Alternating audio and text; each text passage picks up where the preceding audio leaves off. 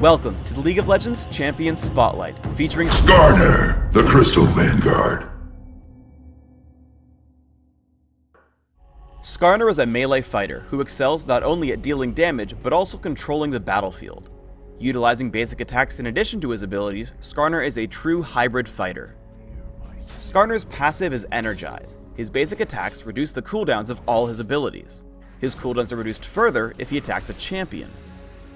Crystal Slash damages all nearby enemies. If Crystal Slash has damaged an enemy recently, it will deal bonus damage and also slow enemies it hits. Crystalline Exoskeleton gives Skarner bonus movement and attack speed in addition to a damage-blocking shield for a few seconds. If the shield breaks or times out, the speed buffs end. Fracture damages all enemies in a line and tags them with a mark. If Skarner then damages a marked target, he consumes the mark to heal himself. This heal is worth the most on the first mark consumed, and gradually less as you consume more of them. Skarner's ultimate is Impale. Skarner damages and suppresses target enemy champion. Skarner may then drag him around for a short time, dealing further damage when the effect ends. I play Skarner as a jungler. Have a teammate pull the Ancient Golem and take it down with Crystal Slash and Smite.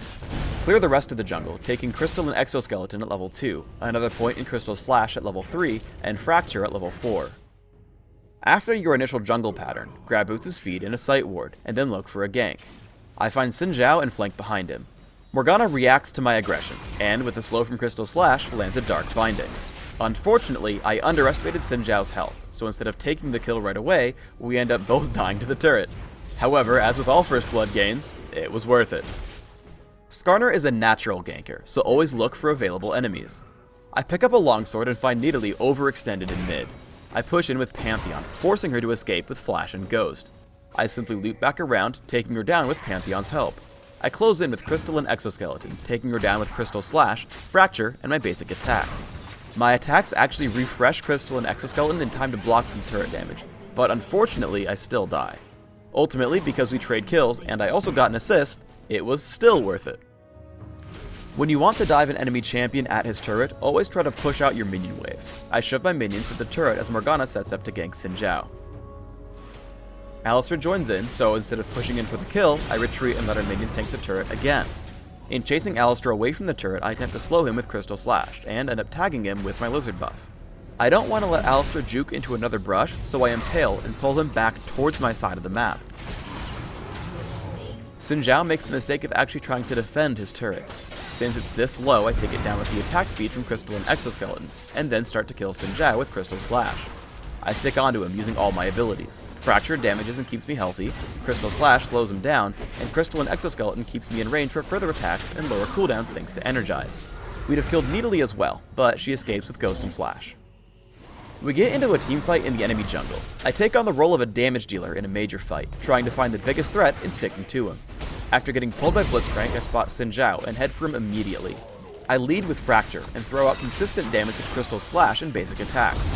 However, I'm not extremely tanky, so I have to retreat until Kale hits me with Intervention. Turning back in, we take down Xin Zhao and Nasus, again sustaining myself with Fracture and stopping them from running with Crystal Slash.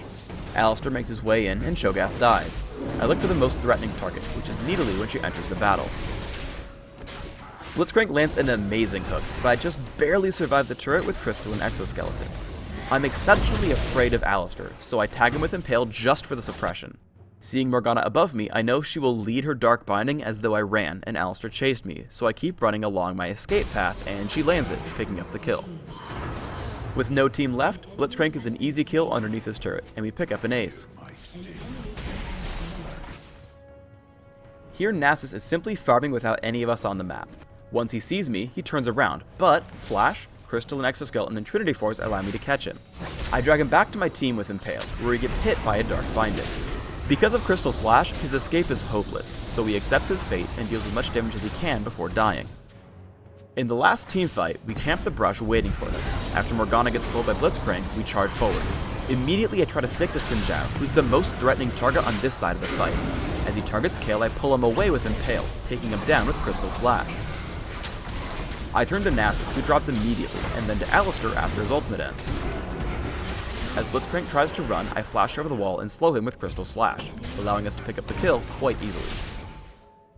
For runes, I take flat damage marks, flat armor seals, magic resist per level glyphs, and flat damage quintessences. This setup allows me a fast and safe jungle run, with defensive stats that keep me durable throughout the game. My masteries are 1, 18, 11, making sure to take all physical damage reduction masteries in defense, and neutral buff duration in utility. I also pick up Smite and Flash for jungle speed and ganking potential. I max Crystal Slash right away for the most damage output and slow.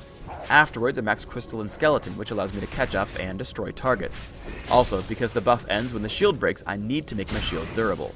I take a single point in Fracture at level 4, and max it last. I open with a Cloth Armor and 5 health potions.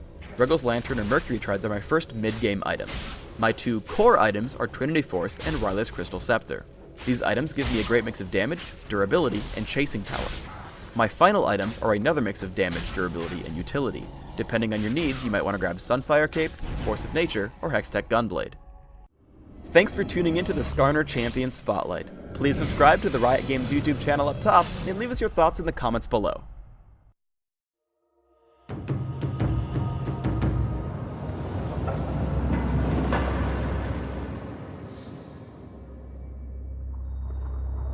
Tons of damage, extremely worth it.